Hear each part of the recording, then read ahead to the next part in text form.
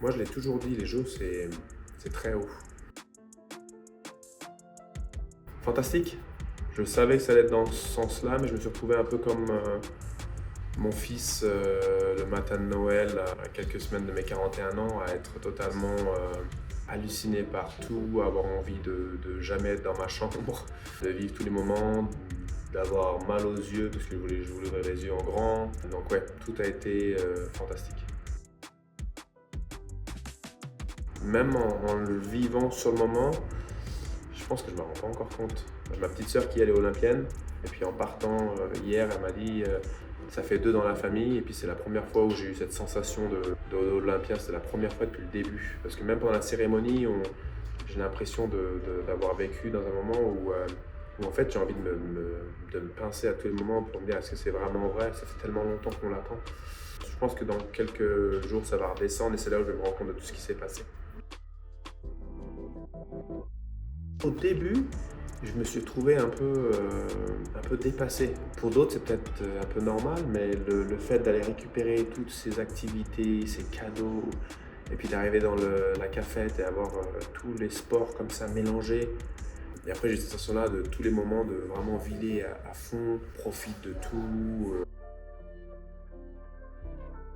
Généralement, je ne suis pas habitué à parler de ma situation individuelle quand on est en équipe.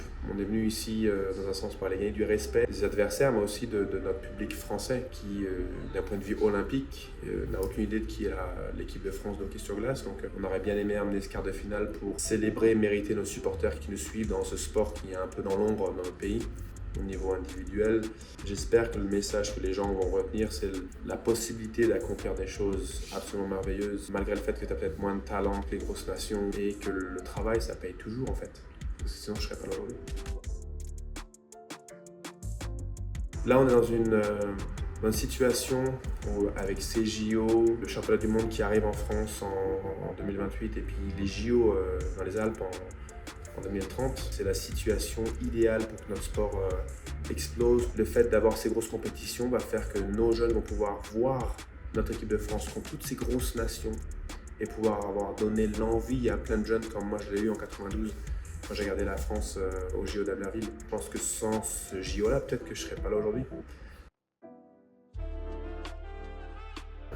Moi, je l'ai toujours dit, les Jeux, c'est très haut.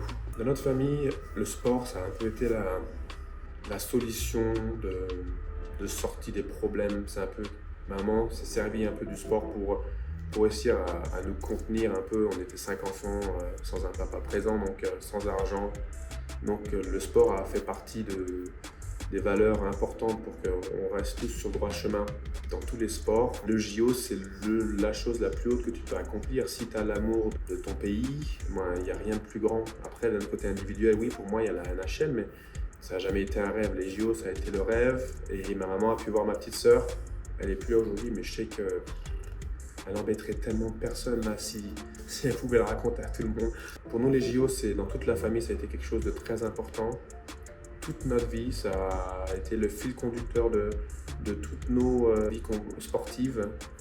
Et maintenant que c'est accompli, j'ai du mal à juste le prendre en tant qu'une célébration, juste pour moi-même. S'il y a des larmes qui veulent venir, c'est pas des larmes de tristesse, c'est juste la joie d'avoir pu rendre un petit peu à ma maman qui est en train de me regarder, c'est sûr, et rendre un petit peu à ma famille et rendre un petit peu à tous les gens qui ont formé la personne que je suis aujourd'hui. Donc les JO, c'est la célébration de tout un cercle autour de moi, c'est pas juste moi.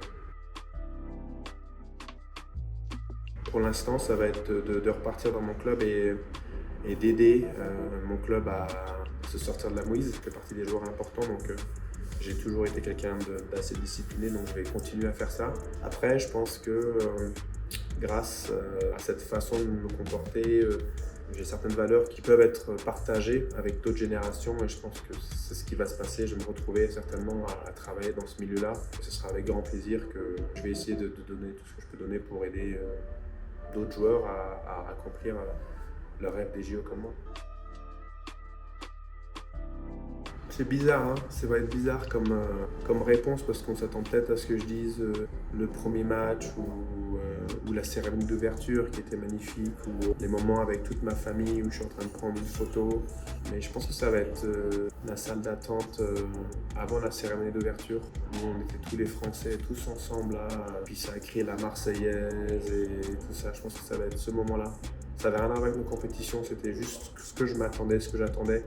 Le fait d'avoir nos couleurs portées et d'avoir cette envie de défendre notre pays, mais tous en cohésion d'équipe alors qu'on ne se connaissait pas quelques jours avant.